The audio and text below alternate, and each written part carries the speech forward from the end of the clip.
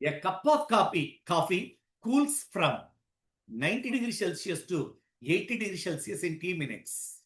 When the room temperature is upon theta 1, 90, theta 2, 80 degree, theta naught, surrounding temperature 20 degrees Celsius. In time, இது நடந்தது T minutes. இப்போ ரெண்டாவது case, the time taken for the similar cup, அதேதான், cup of coffee cools from second கேஸ்க்கு theta 1 80, theta 2 60, அதே theta naught தான் 20 degree Celsius. இப்போ new time என்ன இதான் கொஸ்டின். நமக்கு நியூட்டன்ஸ் லா ஆஃப் கூலிங் இப்பதான் ஃபார்முலா உனக்கு சொன்னேன். ms into theta 2 sorry theta falling temperature கூலாது theta 1 இருந்து theta 2 போகுது by T equal to K into theta 1 plus theta 2 by 2 minus theta naught. அப்போ இந்த ரெண்டு ஈக்குவேஷனையும் ஃபார்ம் பண்ணு. First equation எடுப்போமா?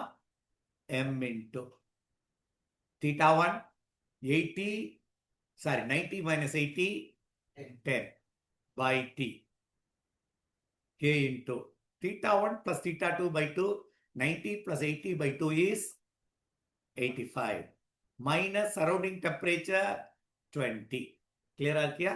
Which is nothing but m into 10m னு வச்சுக்கலாமா by T equal to 65 தானே 65K.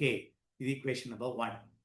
Second case இதே போல எடு m into falling temperature என்ன 20 by T equal to K into theta 1 plus theta 2 by 2 80 plus 60 by 2 70 minus 20.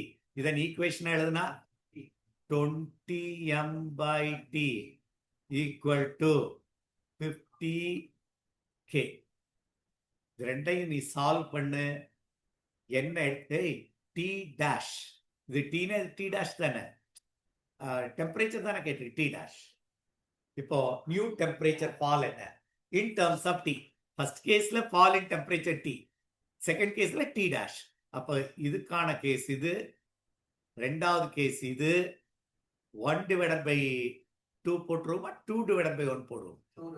2 divided by 1 போட்டேன்னா இதுல 2 divided by 1 போட்டேன்னா 20 by T dash equal to 10 by T equal to 50 by 65.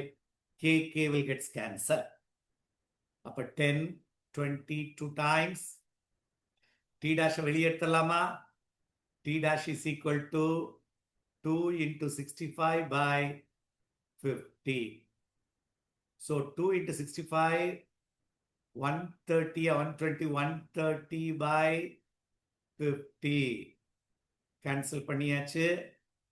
2 13 by 5 T நேராவே கொடுத்துட்டாங்க answer.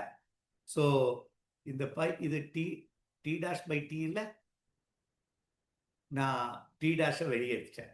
அப்போ T dash will be, அப்போ answer is 13 by 5 T தான் T dash equal. So 13 by 5 T is the answer.